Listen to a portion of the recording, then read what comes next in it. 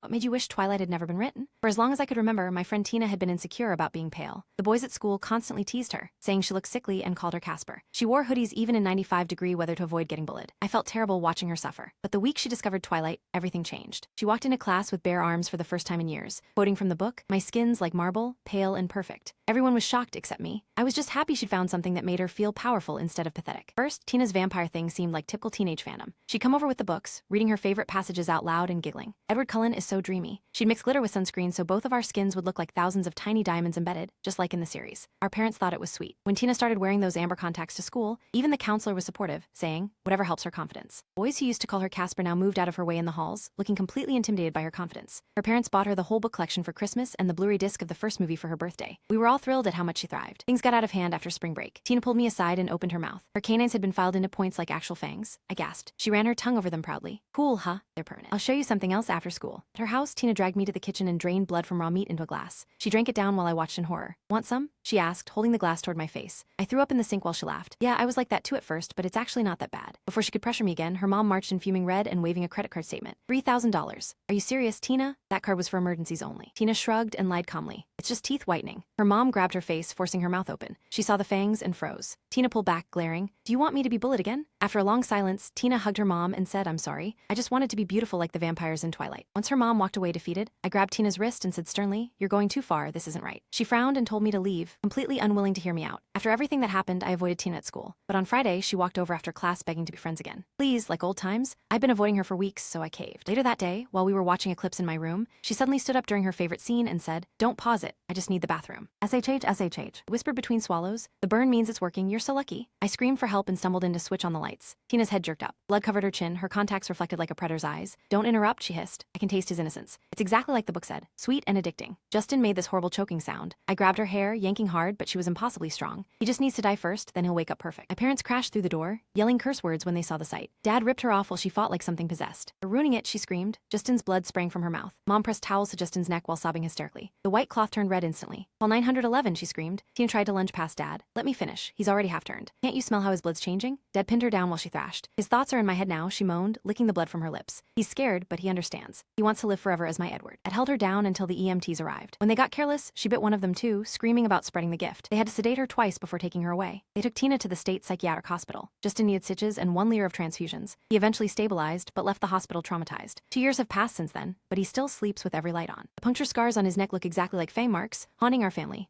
I visited Tina once, a year later. She smiled with those pointy teeth and whispered, "How's my Edward? Has he taken his first victim?" When I said he wasn't a vampire, she laughed. "The change takes years for children. Tell him Bella is waiting."